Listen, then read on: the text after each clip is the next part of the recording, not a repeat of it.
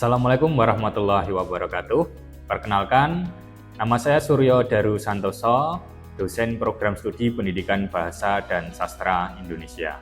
Pada program studi Pendidikan Bahasa dan Sastra Indonesia, saya mengampu beberapa mata kuliah.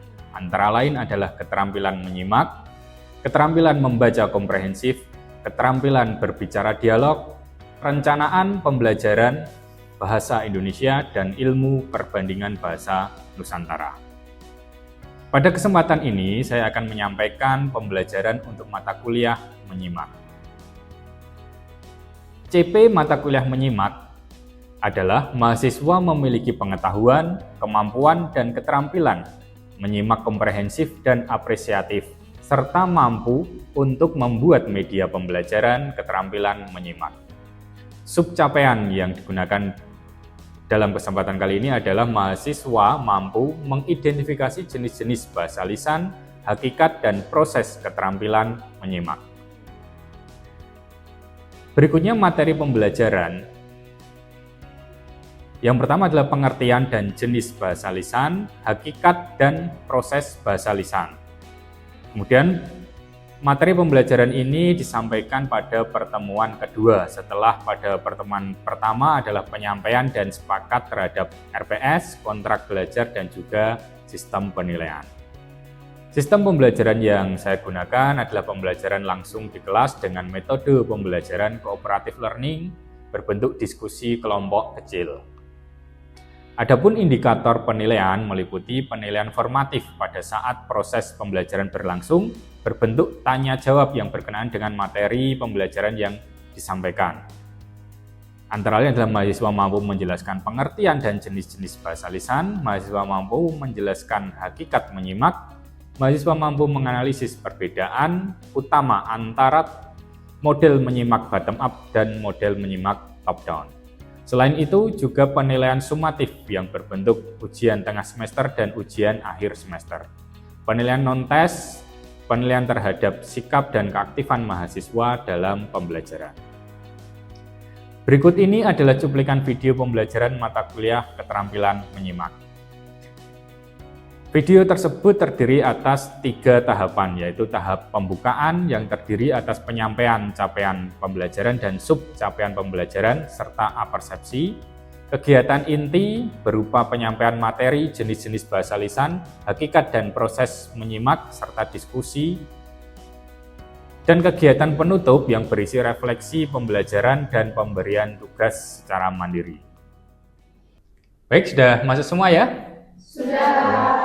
Baik, sebelum kita memulai pembelajaran pada hari ini, mari kita berdoa terlebih dahulu ya. Berdoa disilakan.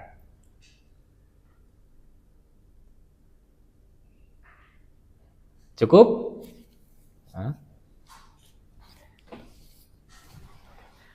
Baik, Assalamualaikum warahmatullahi wabarakatuh. Waalaikumsalam warahmatullahi wabarakatuh. Kembali lagi bertemu kali ini pada pertemuan kedua mata kuliah keterampilan menyimak ya. Pada pertemuan pertama yang lalu kita sudah sepakat RPS, kemudian sepakat juga tentang penilaian, tugas-tugas, dan lain sebagainya. Pada pertemuan kali ini kita melanjutkan materi yang pertama, yaitu tentang hakikat dan proses menyimak. Baik, sebelum saya menyampaikan materi berkenaan dengan hakikat dan proses menyimak, saya sampaikan terlebih dahulu ya, ada capaian mata kuliah. Sini. Capaian mata kuliah, yang pertama, mahasiswa memiliki pengetahuan, kemampuan, dan keterampilan menyimak. Baik itu komprehensif maupun apresiatif, serta mampu untuk membuat media pembelajaran keterampilan menyimak. Nah, di selain nanti Anda memiliki pengetahuan, kemampuan, keterampilan menyimak, juga harus membuat sebuah media untuk pembelajaran keterampilan menyimak. Nah, karena kita adalah program studinya dari Pendidikan Bahasa dan Sastra Indonesia, jadi harapannya kan Anda nanti menjadi pengajar ya, pendidik. Nah, sehingga pendidik itu harus mampu untuk menyampaikan apa yang sudah diketahuinya gitu. Apa yang diajarkan nanti. Nah, jadi membuat media untuk pembelajaran keterampilan menyimak nanti bagi siswa Anda, entah itu siswa di SMP maupun SMA. Gitu. Nah, untuk materi pembelajaran pada hari ini, sub CPMK-nya adalah jenis-jenis bahasa lisan dan hakikat menyimak. Nah, keterampilan berbahasa. Sebelum masuk ke hakikat menyimak, terlebih dahulu kita ingat kembali tentang keterampilan bahasa. Nah, keterampilan berbahasa itu ada berapa ya? Ada berapa? Apa saja? Saya Pak mau menjawab Pak. Oke, Tegar boleh? Silakan. Jadi dalam keterampilan berbahasa itu ada yang pertama keterampilan membaca, kedua keterampilan menulis, ketiga keterampilan berbicara, dan keempat keterampilan menyimak. Oke, bagus ya, benar ya. Kita lihat ya. Keterampilan berbahasa ada 4, keterampilan menyimak ya, menyimak, berbicara, membaca, reading, dan writing skill. Nah, ada 4 keterampilan berbahasa ini. Nah, ini adalah pokok bahasan yang ada di program studi kita. Nah, selalu membahas tentang 4 keterampilan berbahasa ini, menyimak, berbicara, membaca, maupun menulis. Nah, dari 4 keterampilan berbahasa ini dibagi lagi menjadi 2, gitu kan? Yaitu keterampilan berbahasa lisan dan keterampilan berbahasa tulis, gitu. Bahasa lisan dan bahasa tulis. Nah, dari 4 ini kira-kira mana yang keterampilan berbahasa lisan dan mana yang keterampilan berbahasa tulis? Lisan berbicara. Untuk yang lisan keterampilan berbicara dan membaca. Jangan membaca. Untuk menulis, menyimak, dan menulis. Itu ya, benar gak ya? Keterampilan berbahasa lisan, jelas yang pertama adalah berbicara, itu jelas. Pasangannya berbicara apa? Orang berbicara itu untuk di apa? Nah, untuk didengar, untuk disimak, ya kan? Nah, jadi pasangannya itu keterampilan berbahasa lisan, berbicara, dan menyimak. Karena orang berbicara itu untuk disimak. Dan menyimak itu menyimak apa? Ya menyimak pembicaraan, gitu, menyimak ujaran. Nah, yang kedua, keterampilan berbahasa tulis, jelas, menulis, berbahasa tulis. Dan orang menulis itu untuk apa? Dibaca. Untuk dibaca. Nah, di pasangannya adalah yang ini ya, keterampilan membaca. Jadi, keterampilan berbahasa lisan, menyimak dan berbicara. Berbahasa tulis ada membaca dan menulis. Nah, itu sudah berpasangan gitu ya, keterampilan berbahasa lisan dan menulis. Baik. Berikutnya, nah kita masuk ke hubungan antara keterampilan berbahasa lisan tadi. 2 keterampilan berbahasa lisan, yaitu keterampilan berbicara dan keterampilan menulis. Nah, berbicara dan menyimak terdapat hubungan yang erat ya. Antara lain, adalah yang pertama ini. Ujaran. Nah, berbicara itu kan berujar ya. Bahasanya itu mengeluarkan ujaran ya, ujaran. Speech dipelajari melalui menyimak dan meniru. Gitu. Jadi orang bisa berbicara, bisa berujar itu dari mana? Dipelajari dari menyimak dulu. Menyimak dan apa yang disimak tadi, apa yang didengarkan kemudian ditirukan. Ditirukan. Jadi ujaran dipelajari melalui menyimak dan kemudian ditirukan atau imitasi. Selanjutnya, kata-kata yang digunakan serta dipelajari oleh seorang anak itu biasanya ditentukan oleh perangsang atau stimuli yang ditemuinya. Gitu. Jadi seorang anak ketika belajar berbicara, gitu kan, dia melalui proses mendengarkan stimuli ini, rangsangan. Jadi apa yang didengarkan itu kemudian ditirukan. Nah, jadi kembali ke yang pertama ini. Jadi kata-kata yang digunakan serta dipelajari oleh seorang anak ditentukan oleh perangsang atau stimuli yang ditemuinya. Nah, perangsang atau stimuli yang ditemuinya itu biasanya mencerminkan pemakaian bahasa di rumah atau di dalam masyarakat tempat tinggalnya, gitu. Sehingga kita misalnya memiliki saudara, adik itu, nah harus bicaranya hati-hati karena nanti akan ditirukan. Kalau berbicara yang kurang sesuai, tidak bagus itu akan ditirukan. Itu kan seperti fenomena sekarang kan banyak ini ya.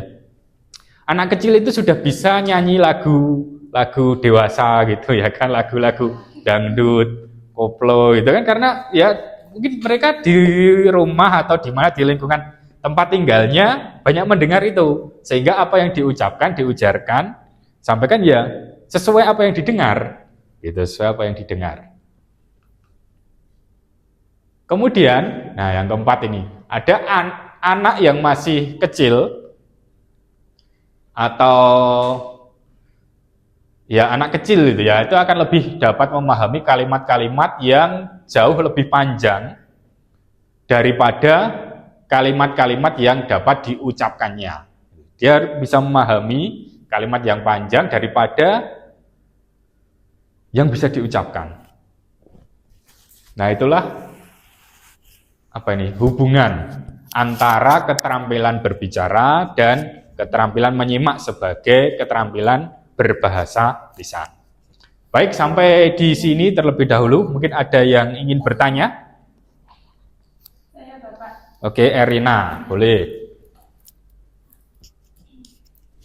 Izin bertanya, Bapak. Ya. Mengapa anak kecil dapat memahami kalimat yang lebih panjang daripada mengucapkannya? Oke, yang keempat ini ya berarti ya. Ya. Mengapa anak kecil itu dapat memahami kalimat yang lebih panjang daripada mengucapkannya? Nah, mengapa seperti itu? Karena menyimak itu pada hakikatnya adalah keterampilan berbahasa yang pertama yang dikuasai oleh manusia atau seorang anak. Gitu. Contohnya gini, seorang anak-anak itu ketika misalnya kita di rumah ada adik atau saudara yang kecil. Itu ketika kita berbicara kepadanya, kepada mereka itu, pada adik kita misalnya itu, dia akan memahami apa yang kita sampaikan, ucapkan, ya kan?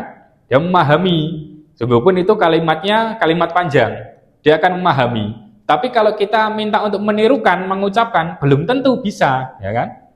Belum tentu dia bisa. Tapi paham maksudnya artinya paham. Dan coba kalau ditirukan, kalau diminta menirukan ya, mungkin akan sulit perkembangan alat ucap, alat ujar manusia itu kan berkembang seiring dari kecil kemudian menjadi remaja, menjadi dewasa, itu kan semakin lebih baik gitu ya kan.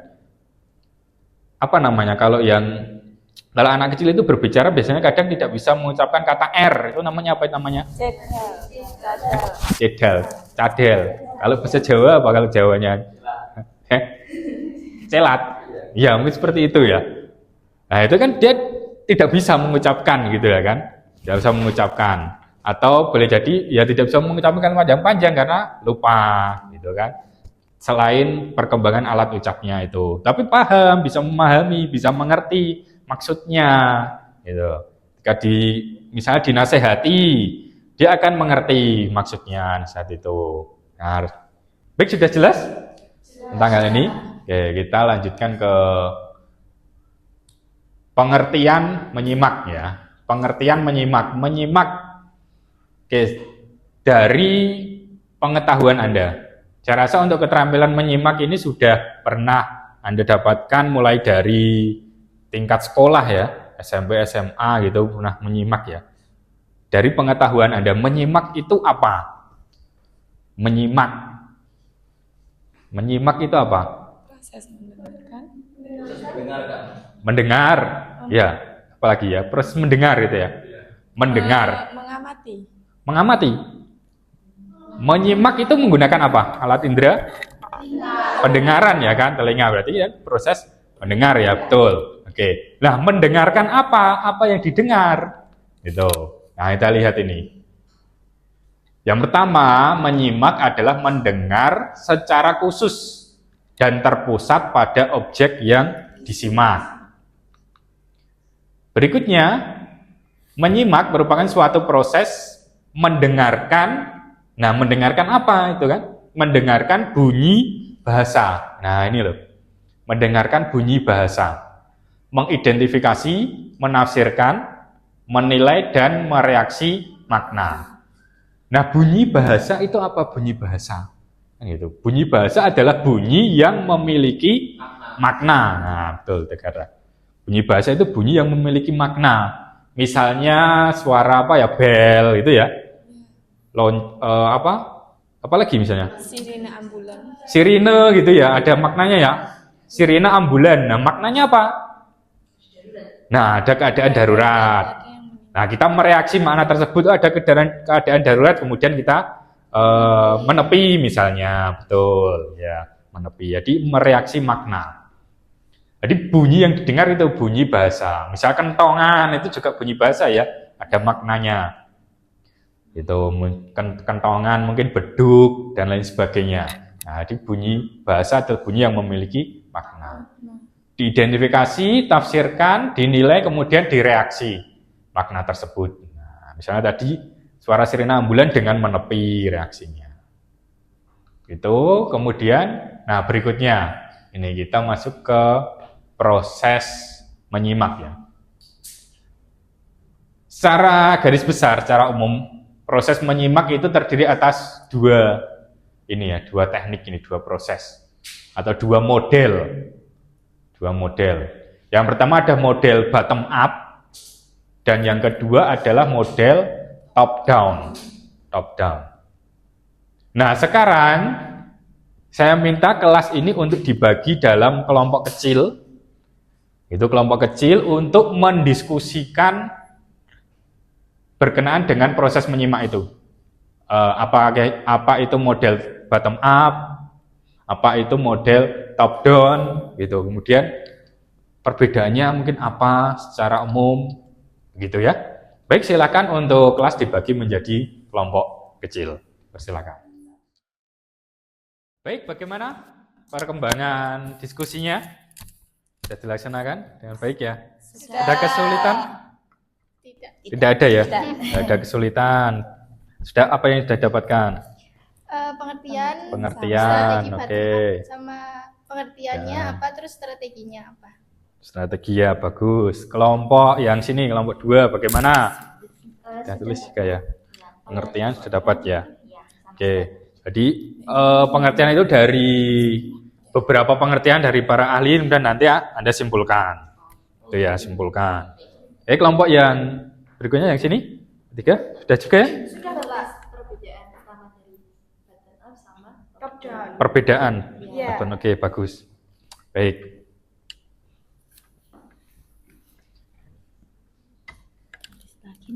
Baik, jika sudah selesai semua, cukup ya. Sekarang kita coba untuk sampaikan. Anda perwakilan dari kelompok masing-masing untuk menyampaikan hasil diskusi. Itu ya. Yang pertama tentang apa itu model bottom up. Kira kelompok mana yang mau menjawab? Model bottom up kelompok 1, boleh? Ya. Boleh. Oke. Boleh berdiri? Apa itu model bottom up?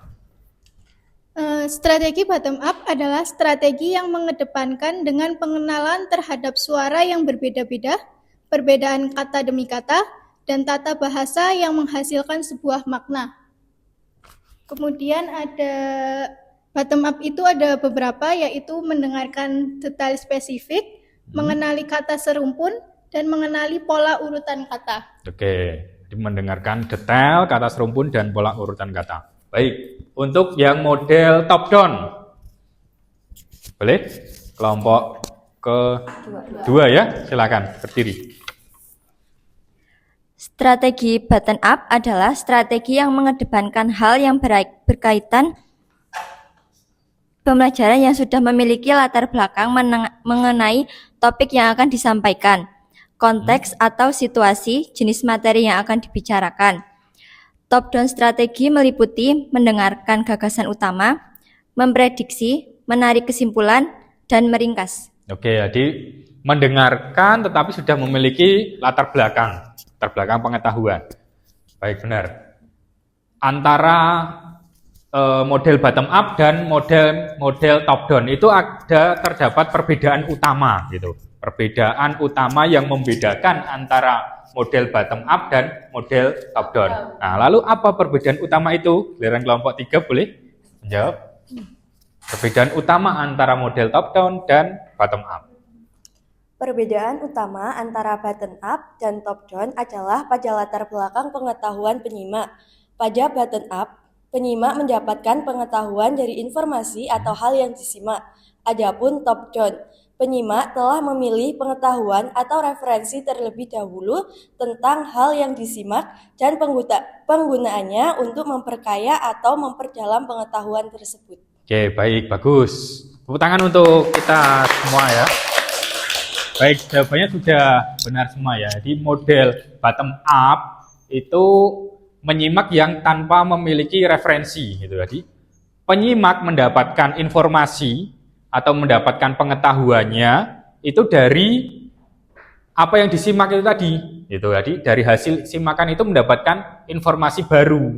Sedangkan kalau top down itu penyimak itu sudah memiliki referensi terlebih dahulu gitu. Jadi dari referensi itu tadi digunakan untuk memperkaya itu memperkaya pengetahuannya maupun untuk memberikan simpulan atau bahkan untuk menilai atau menyetujui atau tidak setuju.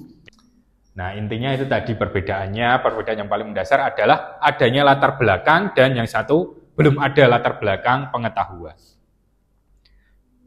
Seperti itu ya, mungkin ya. Bisa dipahami ya tentang perbedaan dari bottom up dan top down ini.